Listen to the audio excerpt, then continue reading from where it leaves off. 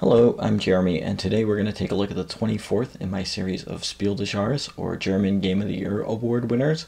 And today's game is Carcassonne. And this is, I think, a very famous game, one of the more famous of the Spiel des Jahres winners. It was the 2001 winner of the award, and it's essentially a tile-laying game for 2 to 5 players where they are going to be collectively contributing tiles to an area that represents the region of Carcassonne, deploying their various followers, which are small little figures, to the areas to set up scoring opportunities when those areas are completed. So the game it plays for, like I said, 2 to 5 players in about 45 minutes or so, and the box says ages 8 or up, which seems about right. Let me take a minute to show you how the game plays, and I'll come back and give you my thoughts on it. Here we are a few turns into a 2-player game of Carcassonne, and this is going to be a tile-laying game where players are going to start with just one tile on the board and then expand that tile by drawing a tile each turn and adding it to the display. The game comes with 72 tiles, and you will play until that supply runs out. Players at the start of the game are going to get 8 of these meeple figures. These are essentially your followers, and you'll be able to assign them to the various areas to get credit or points for them as you expand the region. So one of those will be placed onto the scoring marker to keep track of your points. The other 7 will go into your supply and can be deployed onto the board over the course of the game. So on a player's turn, all they're going to do is simply draw a tile and then place a tile, and these tiles have several features on them. So let me just give you an example.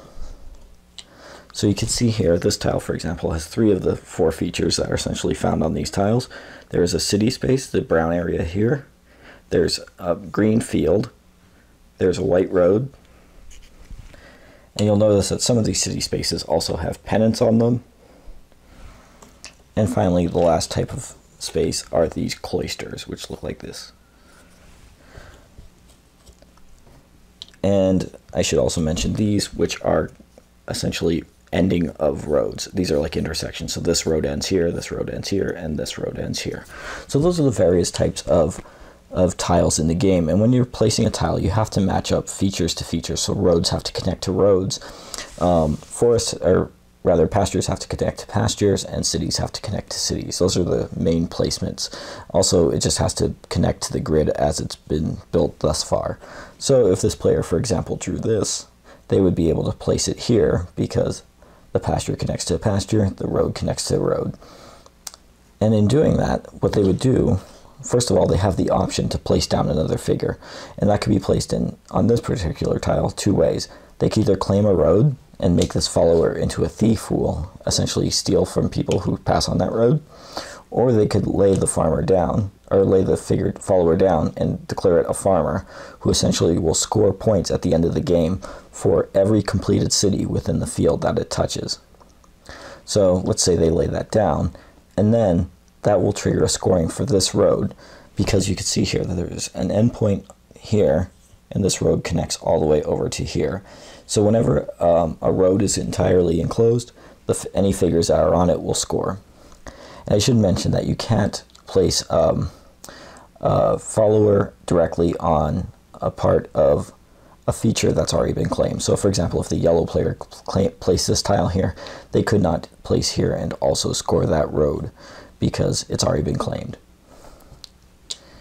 So like I said, this road is now complete, and now it will score. And roads will score at 1 point per tile for the length of the road. So 1, 2, 3, 4, 5, 6, 7 points for red, and they'll also get their follower back. So red would simply score 7 points by doing that.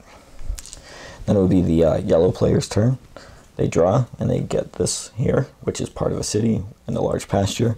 So they might choose to place this here. You can see they've already been working on this city here that they've claimed, and now that placement would complete it. So again, they would get their follower back. They would have the option to place in this field if they wanted to. They probably would not want to. But now they will score here 2 points per tile for the city. So these are somewhat harder to complete. So you score 2 points per tile. So 2, 4, 6, 8 points for yellow. And this is how the game's going to go back and forth, with players drawing a tile, placing a tile, potentially placing a worker. So let's say the red player places here, lays down another farmer, and then scores here 2, 4, 6 points because they have that completed city. And I should note that if ever you score a city during the game with a pennant in it, that will score an extra 2 points per pennant within the city. And then the other thing that you could score during the game are going to be these cloisters, which we have one over here. And those score when they are surrounded by tiles on all sides, including diagonals. So when you basically have it as the center of a grid of 9 tiles, 3 by 3, that would score, and it would score 1 point per tile in that grid. So 9 points. So let's see, it would be the yellow player's turn. They might try to start working on closing off that cloister, and probably would want to start working on that city. And then, oops, that's an expansion tile actually, got mixed in there. And then it would be the red player's turn, and they might just choose to keep building the road.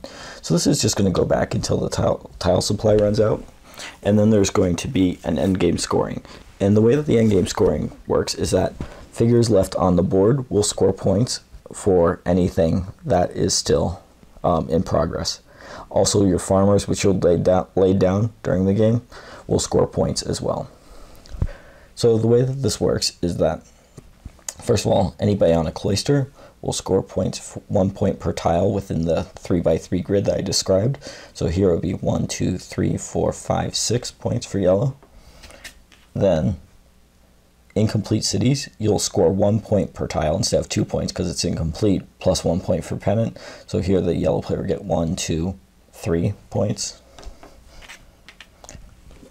Now, for incomplete roads, that's also 1 point per tile, so 1, 2 points for red. And then finally, farmers will score, and they only score for complete cities that are within the fields where they are lying. So here we have this farmer here. This field is not connected to this field, so they would each score the city for 3 points. So that'd be 6 points for red.